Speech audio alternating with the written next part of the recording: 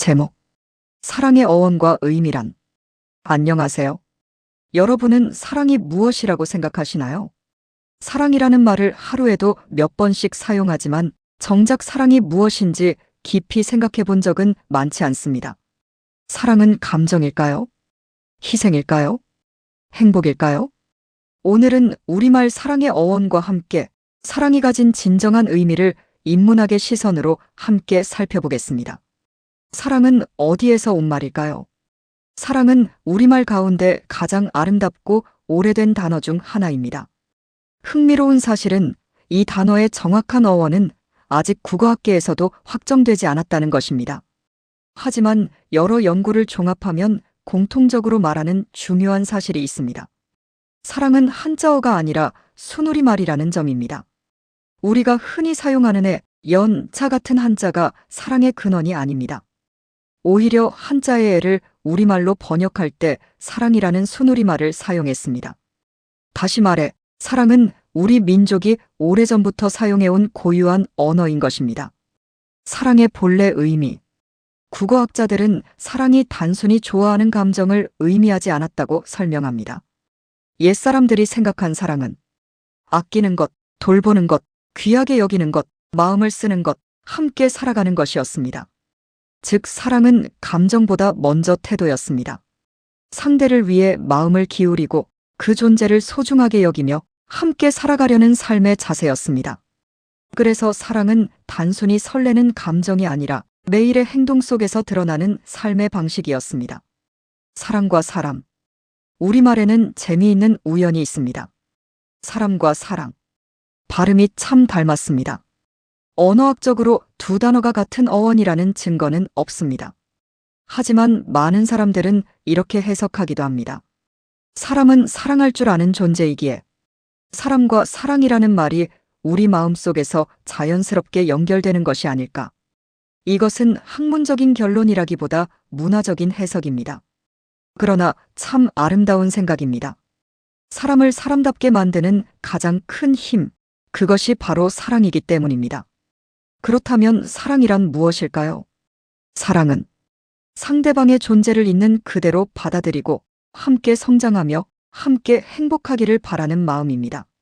쉽게 말하면 나만 행복해지는 것이 아니라 함께 행복해지기를 바라는 마음. 바로 그것이 사랑입니다.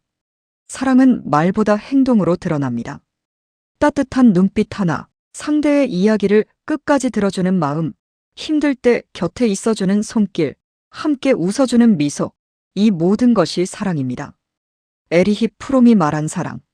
세계적인 철학자 에리히 프롬은 그의 저서 사랑의 기술에서 이렇게 말했습니다. 사랑은 타고나는 것이 아니라 배우는 기술이다. 우리는 누구나 사랑을 잘하지 못한 채 태어납니다.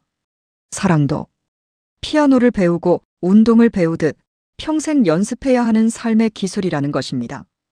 그는 사랑의 4가지 요소를 설명했습니다. 첫째, 보호케어. 사랑은 상대를 지켜주는 것입니다. 상대가 성공했기 때문이 아니라 아무것도 이루지 못했을 때에도 곁에서 돌보고 보호하는 것입니다. 꽃이 피어서 물을 주는 것이 아니라 꽃이 피기 전부터 정성껏 돌보는 마음. 그것이 사랑입니다.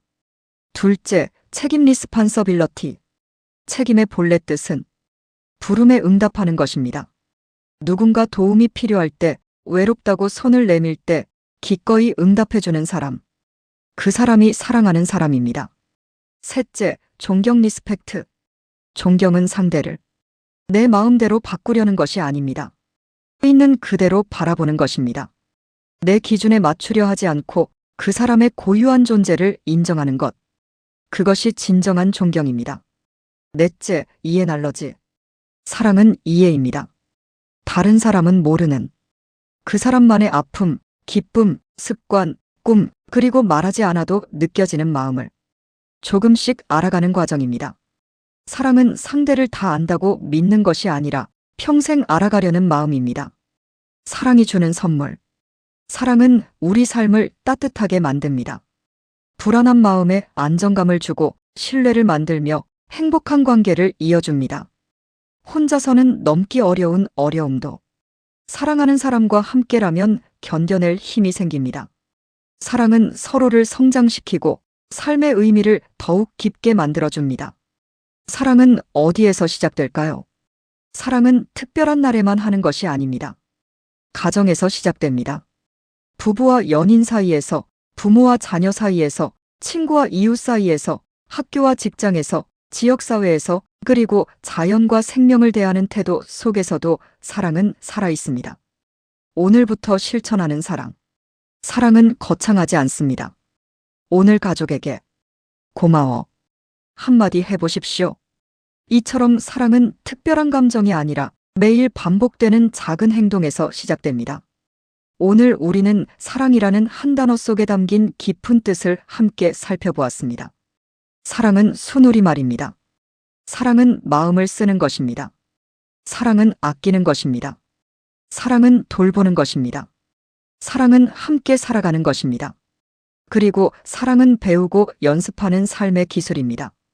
오늘 하루 누군가에게 작은 사랑 하나를 실천해 보시기 바랍니다. 그 작은 사랑이 한 사람을 변화시키고 한 가정을 변화시키며 세상을 조금 더 따뜻하게 만들 것입니다. 사랑은 마음을 행동으로 표현하는 힘이며 서로의 존재를 존중하고 함께 행복을 만들어가는 가장 아름다운 삶의 방식입니다. 지금까지 오늘도 원더풀이라네 기린쌤이었습니다. 감사합니다.